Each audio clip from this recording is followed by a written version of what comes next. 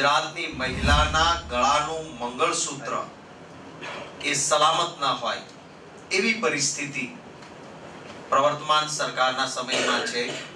અમારું કમિટમેન્ટ છે કે કોંગ્રેસની સરકાર ગુજરાતમાં આવશે તો કોઈ વ્યક્તિ વિશેષ માટે ફોજ તૈનાત નહીં, પરંતુ આમ ગુજરાતીને સલામતી માટે સમગ્ર પોલીસ તંત્રને સંવેદનશીલ, મજબૂત અને સુસજ્જ બનાવવામાં આવશે. પોલીસના જવાનો જે કાયદો અને વ્યવસ્થાના પાલન માટે સુરક્ષાનું કામ કરે છે, એમની સમસ્યાઓને પણ અમે એડ્રેસ કરવાના. કોઈ ફિક્સ પગારમાં પોલીસ કોન્સ્ટેબલ કે પીએસઆઈ નહીં, પૂરતા પગાર સાથે ગુજરાતમાં પોલીસના જવાનોને કામ મળશે. રજાના દિવસે કામ કરતા લોકોની ચિંતા કરતા પોલીસ જવાનોને રજા પગાર મેળવવામાં ખૂબ વિલંબ થાય છે. એમાં એક દિવસનો પણ વિલંબ ન થાય અને રજા પગાર એમને મળે એવી વ્યવસ્થા થશે.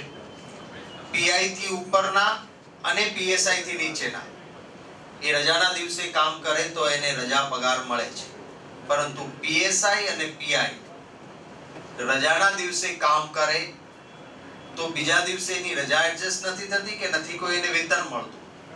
તો આ કેડરને, પીએસઆઈ અને પીઆઈ ની કેડરને પણ રજાના દિવસે કામ કરે તો એને રજા એડજસ્ટમેન્ટ અથવા રજાનું રોકડમાં રૂપાંતર એ આપવામાં આવશે. ભવિષ્યમાં કોંગ્રેસની સરકાર આવશે તો એ આ સરહદો પર સઘન વ્યવસ્થા ગોઠવશે. સતત 24 કલાક પોલીસ કર્મચારી કામ કરે. આપણે સમજી શકીએ છીએ કે 24 કલાકની ડ્યુટી કેટલી ડિફિકલ્ટ હોય છે. એ ડ્યુટીના સંદર્ભમાં માત્ર એને 74 રૂપિયા મળે છે. એમાં ફેરફાર કરીને યોગ્ય વળતર મળે એવી વ્યવસ્થા ગોઠવીશું. જે લોકશાહી ઢબે રજૂઆત કરવા જાય, એ પછી દલિતો પરનો અત્યાચાર થાનગઢમાં થયો હોય કે અન્ય જગ્યાએ હોય કે કોઈ એનજીઓ રેલી કાઢે, એના પર બેફામ રીતે આડેધડ પોલીસ કેસીસ થયા છે. કોંગ્રેસની સરકાર આવશે તો આવા પોલીસ કેસો એ પરત ખેંચવામાં આવશે. સરકાર સામે પણ અવાજ ઉઠાવવા માટે ગુજરાતની જનતાને ગાંધીનગરમાં વ્યવસ્થા સાથેનું મેદાન આપીશું કે સરકાર સામે આંદોલન કરવું હોય તો એના પાણીને છાંયડાથી માંડીને વ્યવસ્થા સરકાર કરે અને સરકાર સામે લોકશાહી રીતે આંદોલનની વ્યવસ્થા એ કોંગ્રેસની સરકાર ઊભી કરીને આપશે. 6 જ મહિનામાં કોંગ્રેસ સત્તામાં આવશે તો આ 10,000 એપ્લિકેશનોનો નિકાલ થશે. વધારે આરટીઆઈ કમિશનર મૂકીશું અને 6 મહિનામાં તમામ અરજીઓનો નિકાલ થશે. પ્રવર્તમાન સરકાર માત્ર નિવૃત્ત અધિકારીઓને જ આરટીઆઈ કમિશનર બનાવે છે. કાયદામાં જોગવાઈ છે એનજીઓ, પત્રકાર, એડવોકેટ, પબ્લિક ફિલ્ડમાંથી કામ કરતા એક્ટિવિસ્ટ એને કમિશનર બનાવી શકાય.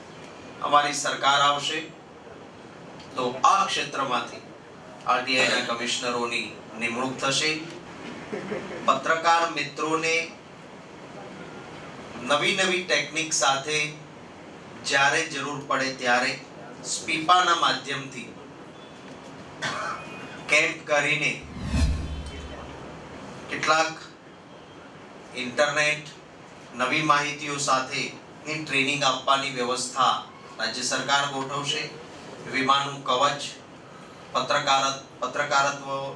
પત્રકારત્વના ક્ષેત્રમાં કામ કરતા લોકોની ભૂતકાળમાં કોંગ્રેસની સરકારે જેમ કોલોની બનાવી હતી એવી કોલોનીઓ, અકસ્માતે કોઈ અઘટિત ઘટના બને અને મૃત્યુ થાય તો એમના પરિવારની ચિંતા આ કોંગ્રેસની સરકાર સત્તામાં આવશે તો કરશે.